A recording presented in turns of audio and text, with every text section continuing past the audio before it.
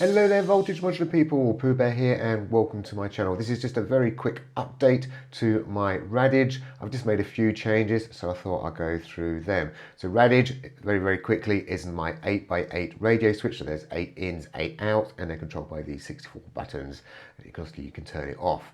Main changes are, there used to be a hold over here, that's now actually moved up into this corner here. And underneath it there's a re-trig. The re-trig cannot be selected unless you've got hold on. Once you've got hold on, you can do the re-trigger. The whole point of the hold is if I've got a signal coming, say down here, say a piece of wire in there, that would actually send it out there. And if I was to switch it away to a different channel, it'll actually hold that value now. What re-trigger does, and I refer to re-trigger as a soft re-trigger. So if I had 2 volts coming down there, and I've gone over here and I've now moved rows, I've still got 2 volts coming out.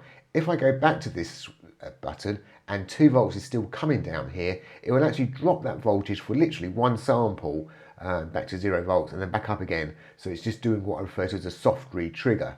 If I, again, had 2 volts coming down here and I moved away, I've got 2 volts going out there. Now if that voltage actually changed, say like to 3 volts and I went back, it won't re-trigger, it's just going to send the 3 volts back out. And this is obviously true for me selecting it. So if I select that and select that same button again, it'll actually do a re-trigger. But it's also true obviously for any sort of CV signal which is coming in, which is selecting the notes. The other sort of biggish sort of difference is I've changed the range. Before I think I just had the 1 volt and 5 volt. I've now added the minus plus 5 volt and the note range as well. So that makes it a bit more standard with my other devices.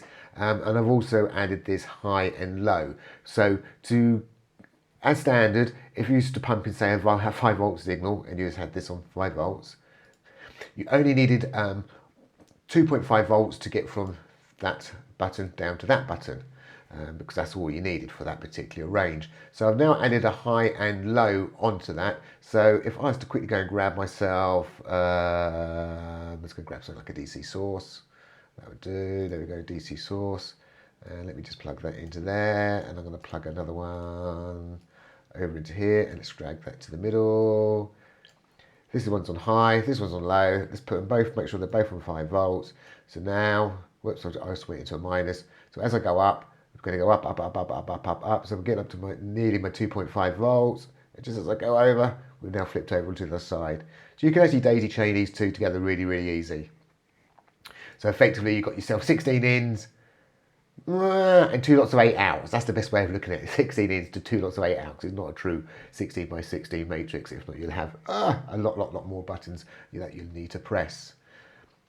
We can also obviously add an LFO to this. And the only reason I'm going to mention about the LFO very quickly is because you may look at the screen and you may think, the screen's not updating correctly, but it is. But it's just going to be updating fast. So I was going to quickly grab that and put that one in there.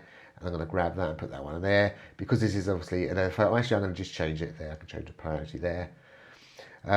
So this is now, as you can see, jumping around really quickly. It is actually going through every single button. It's just that the screen itself I don't refresh the screen that quickly. There's no point really. So if I was to slow this right down, you'll actually start to see it actually going through every single one. But because I don't update the screen quite as often, it looks like it's jumping about, but it is actually going through every single one. So just bear that in mind. So you can actually switch obviously very quickly between whatever you've got coming in and what you've got going out. The only other quick one I think to mention is what I find quite handy is, let me just bung this up to the top. Let's go to the very top. I can take my pitch data in, obviously, and come down here. And I'm going to put some pitch data into that one there as well. In fact, let's grab that one up here as well.